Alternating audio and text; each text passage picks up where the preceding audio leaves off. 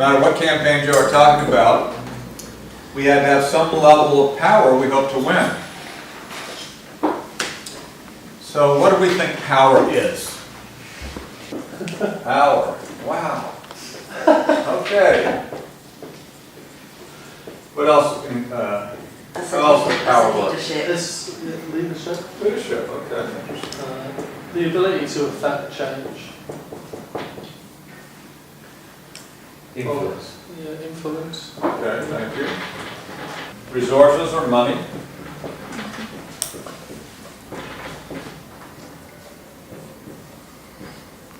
And like skills as well, money. Skills? Yeah. But I put that up with knowledge. Credibility. If you know people are kind of willing to come to you, and if you're perceived to be credible and consistent. Numbers. Numbers, okay. And what do you mean by that? People.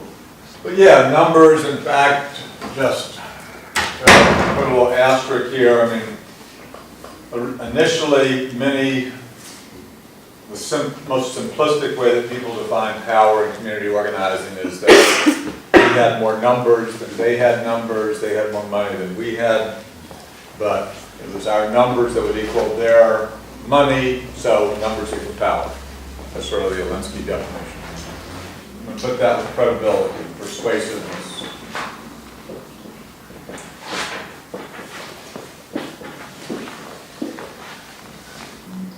How would you define power in politics? It also has to do with whether or not you can convert those numbers into votes, right? So it's your electoral strength, potentially.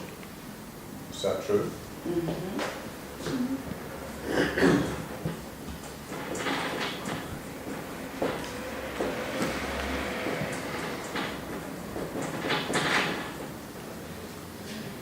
So when you were talking about the latency of consent without activity, part of what happens is our inability to move our constituency electorally sometimes cedes the power of governance to others rather than democratically to the numbers we might have.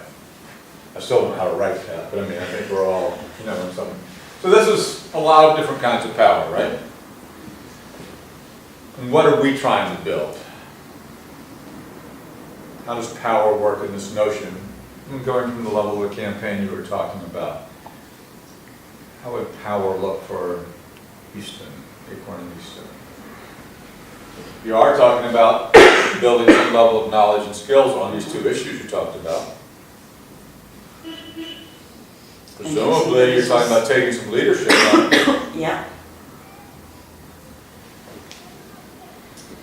You have influence. Resources, money, I'm not so sure what you got on that. Credibility and persuasiveness. Maybe, yeah. Numbers. You're obviously, all the tactics you described show that you're increasing your numbers to prove that you had a base on this. Electoral capacity, I didn't hear that one come up, but that may be part of the latent power that, the council or others might be concerned that if you got too out of control and too big on this, you might move some issue to the council and take that as the next step. So when you think about those of you who particularly live here in Easton, what would be, we've talked about an initial issue. If you really were able to, on these campaigns you've described, build some power, what might be possible? Just crazy thinking. What might be possible in Easton? 6 months, year, 2 years from now, if you really started building this kind of power. You might still not have money, but you might even have, some electoral power. I don't know. What could you get done? What on the list when you started thinking about campaigning? We can't do that now, but one thing that always differentiated ACORN from the Alinsky school of thinking is that originally Alinsky always argued that what moves all campaigns and all organizations is simple self-interest.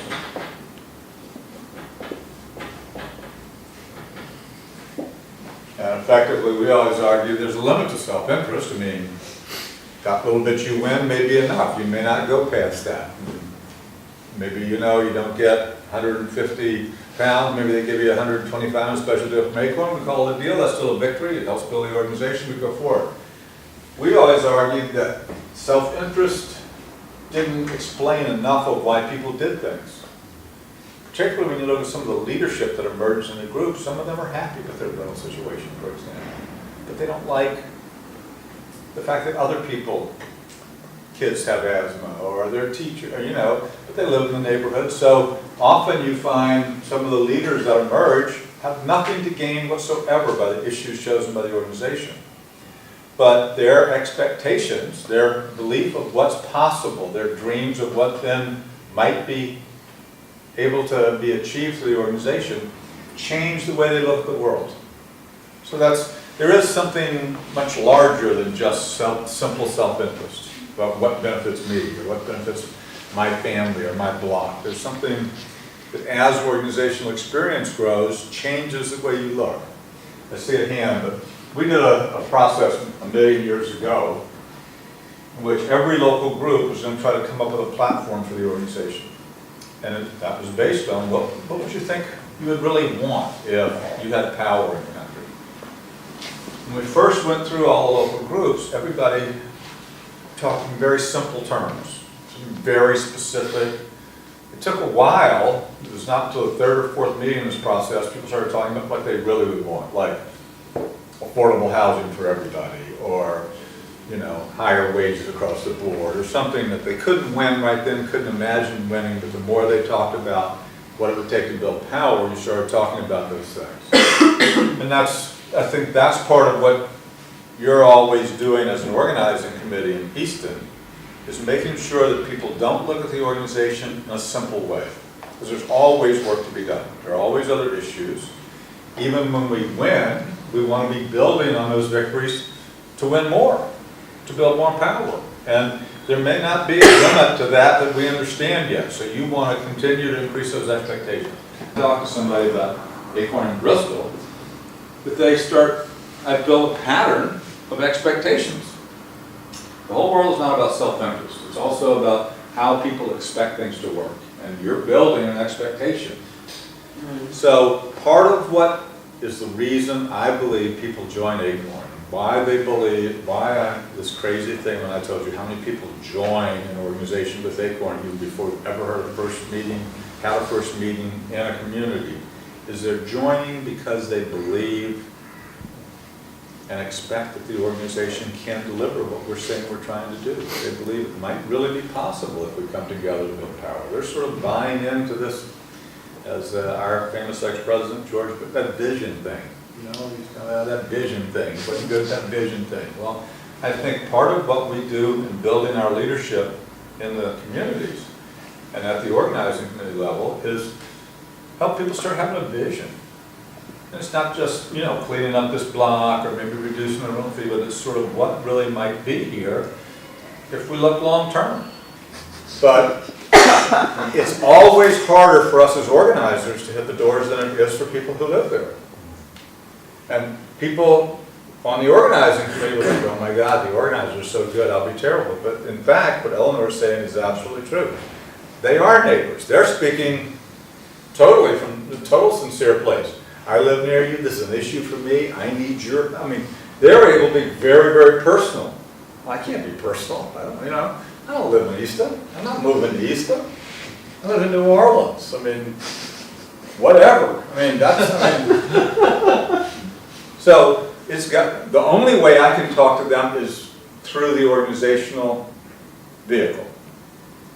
My only value to them is because I know something about an organization. Other than that, I'm nothing to them. But if you're a neighbor, if you may have the same, kids go to the same school, you may have been you may know some relative, you may have seen them. I thought I saw you in the store over there at the Sweet Mart, whatever. You've got a million ways when you're actually living here to create those relationships, and they know when they say no to you, they're going to see you for years.